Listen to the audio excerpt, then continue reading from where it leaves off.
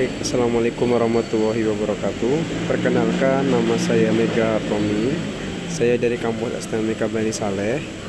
Di sini saya akan menerangkan dan mempresentasikan hasil studi saya yang berbentuk ringkasan semi proposal yang saya ambil pembahasannya dengan judul yaitu slip gaji online di PT Braja Mukti Cakra.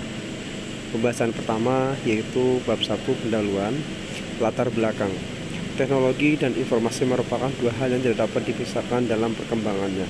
Untuk mengelola informasi dibutuhkan teknologi yang baik dan canggih. Teknologi yang dibutuhkan bukan saja berupa perangkat keras, hardware, dan juga bukan perangkat lunak atau software, tetapi mempunyai nilai yang besar bagi perusahaan.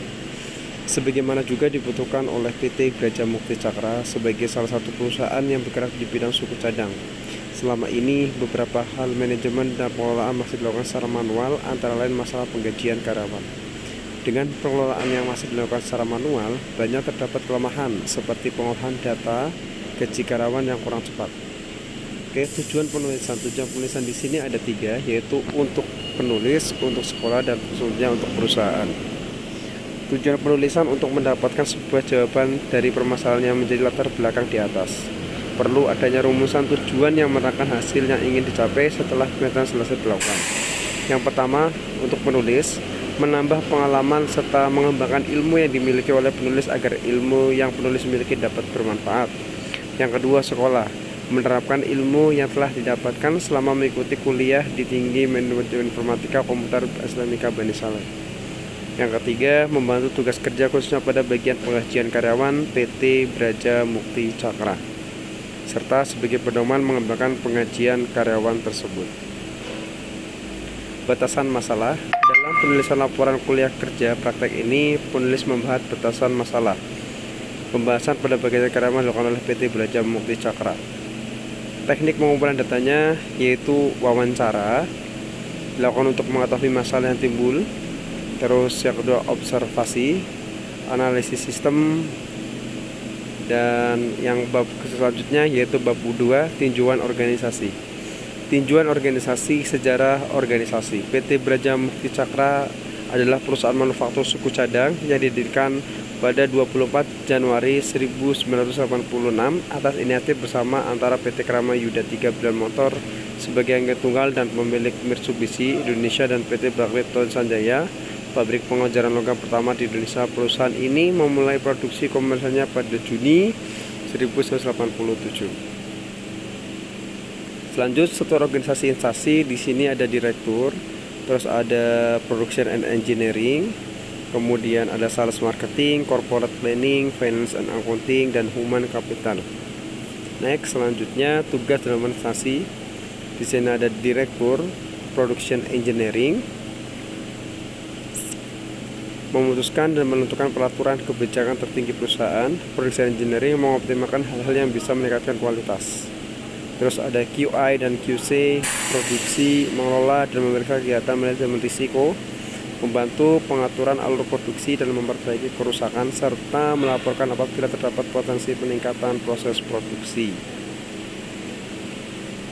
Menyelidiki keluhan pelanggan dan masalah ketidaksesuaian. Engineering melakukan pengawasan teknis, maintenance, dan sales marketing, merencanakan dan mengkoordinir seluruh kegiatan penjualan, promosi, distribusi barang, mengelola model produksi penjualan perusahaan, mengadakan penilaian terhadap nilai usaha yang telah dilakukan. Pengertian informasi.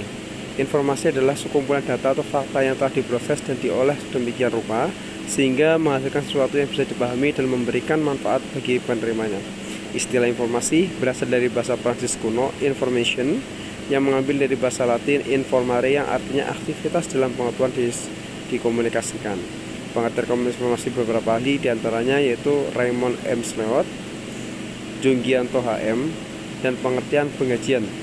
Penggajian mengacu pada setiap karyawan perusahaan yang menerima upah atau kompensasi reguler. Yang dimaksud dengan penggajian mencakup setiap karyawan suatu perusahaan yang menerima upah tetap atau komponen lainnya. Beberapa. Kemudian bab 3 yaitu infrastruktur hardware.